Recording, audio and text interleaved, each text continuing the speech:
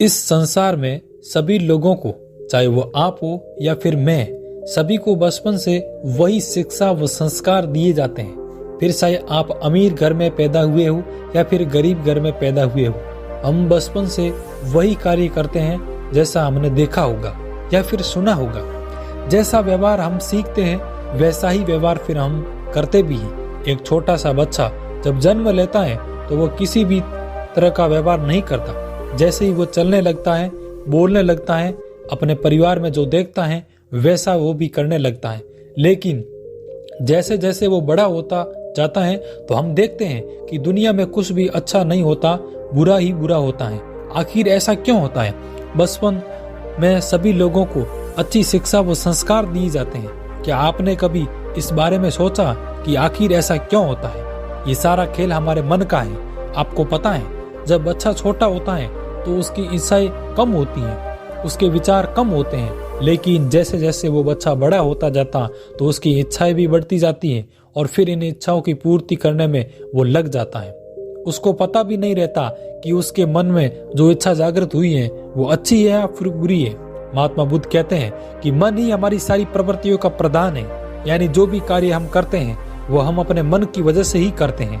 मन के अंदर की इच्छाओं का जन्म होता है। आपने सुना ही होगा और ये सब कहते भी हैं कि भगवान की मर्जी के बिना पेड़ का पत्ता भी नहीं हिलता। लेकिन मैं ये कहता हूँ कि आप अपनी मर्जी के बिना, अपने मन के बिना कुछ भी नहीं कर सकते।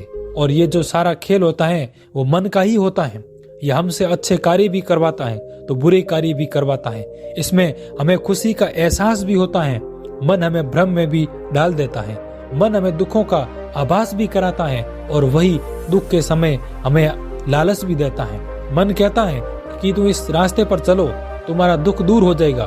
फिर चाहे वो रास्ता सही हो, सिर्फ गलत हो, लेकिन मन इसे समझ नहीं पाता।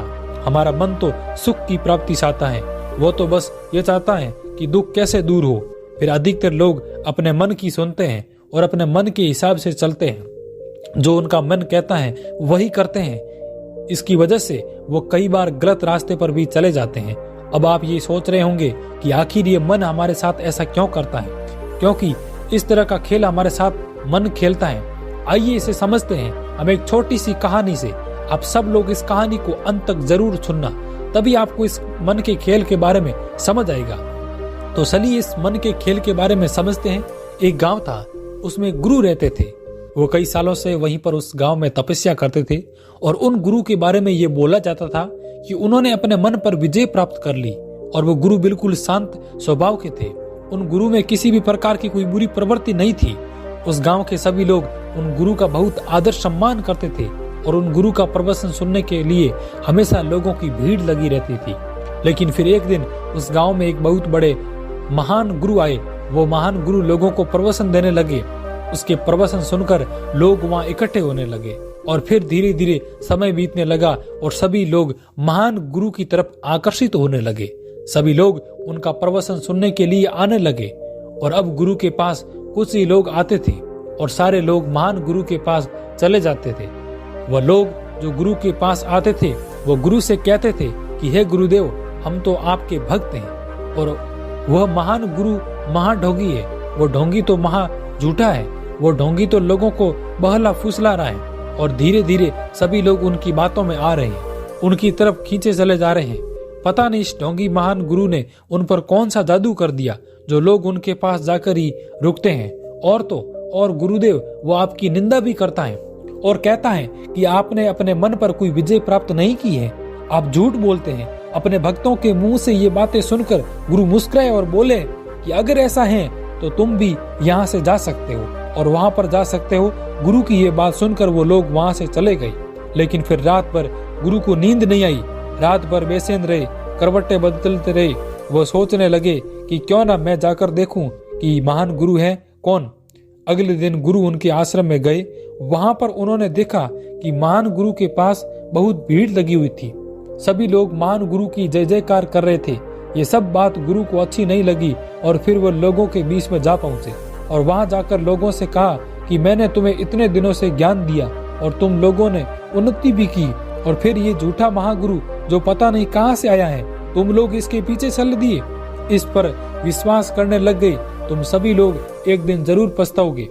मैं इन महान गुरु को चुनौती देता हूँ कि ये मेरे साथ शास्त्रार्थ करें और मुझे हराएं। अगर वो जीत गए तो मैं ये गांव हमेशा के लिए छोड़कर चला जाऊंगा। ये सुनकर महान गुरु ने गुरु की चुनौती स्वीकार कर ली। फिर दोनों में महागुरु में शास्त्रार्थ हुआ। फिर धीरे धीरे गुरु हारने लगे।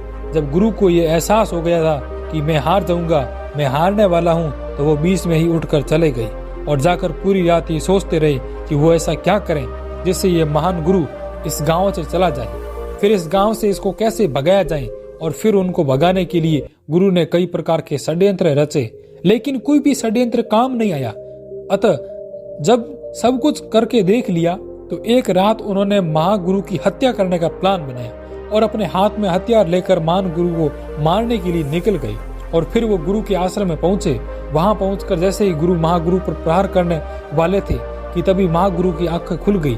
और फिर महागुरु ने गुरु को रोकते हुए कहा, अभी भी तुम्हारे कुछ समझ में नहीं आया, अभी भी तुम भ्रम में जी रहे हो। अगर तुम अपने मन पर विजय प्राप्त कर ली तो फिर ये हथियार तुमने किस लिए उठाया? ये क्रोध जो तुम्हारे अंदर आया है, ये तुमने किसने दिया? कौन है इस क्रोध को पीछे? फिर गुरु ने कहा कि ये क्रोध आपकी वजह से है। ये जो भी हो रहा है ना सब आपकी वजह से हो रहा है। अगर आप यहाँ नहीं आते, यहाँ नहीं होते तो ये सब नहीं होता। महागुरु समझ गए थे कि मन पूरी तरह से गुरु पर हावी हो गया। उनकी आंखें बंद हो चुकी हैं, गुरु की समझ खत्म हो चुकी है। तब महागुरु ने गुरु से कहा कि क्या तुम बुरे इंसान को? गुरु ने कहा कि नहीं। फिर महान गुरु ने गुरु से कहा कि क्या तुम अत्याचारी हो? गुरु ने कहा कि नहीं।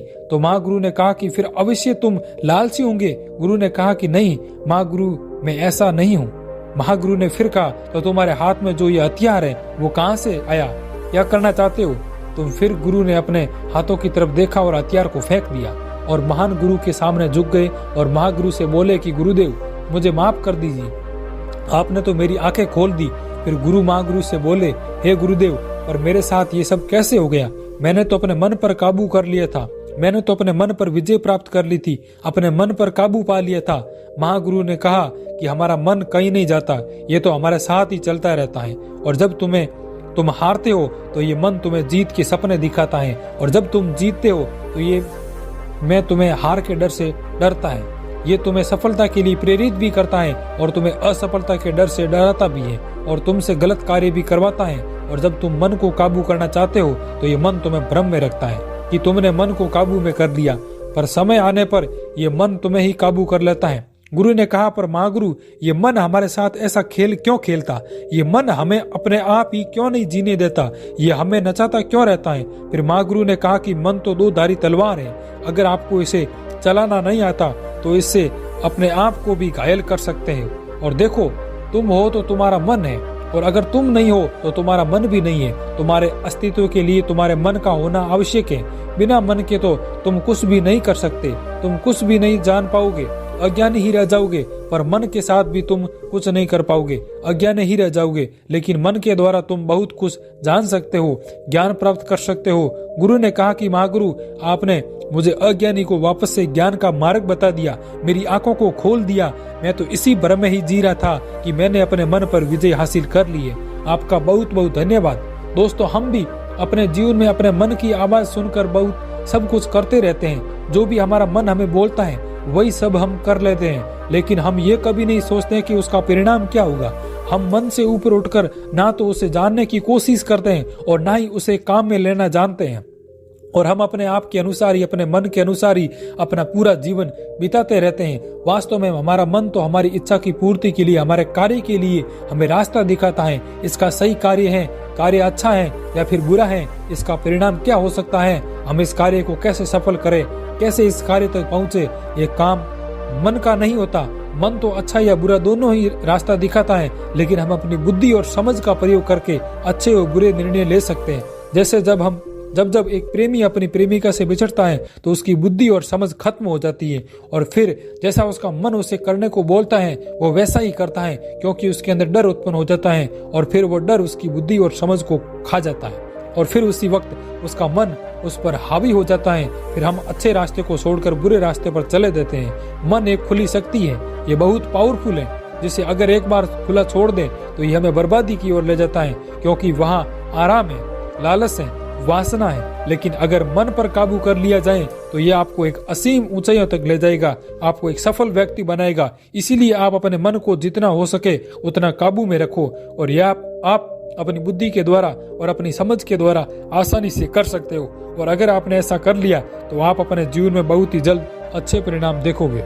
तो दोस्तों, ये थी कहानी, और ये थे, आपको कुछ कहानी अच्छी लगी है, वीडियो अच्छा लगा है तो लाइक कर दीजिए, और चैनल पर फर्स्ट बार है तो चैनल को सब्सक्राइब अवश्य कर दीजिए। और यदि आपको कहानी अच्छी लगी है, हमारे द्वारा बताए गए 2 शब्द अच्छे लगे तो हमें कमेंट बॉक्स के माध्यम से 2 लाइनें लिखकर जरूर बताएं, ताकि हमें भी लगे कि हमारे द्वारा बताए गए 2 शब्द आपके जीवन में भी परिवर्तन ला सकते हैं। तो चलिए दोस्तों, मिलते हैं नेक्स्ट कहानी में, तब तक बने रहिए। जय भारत, जय हिंद।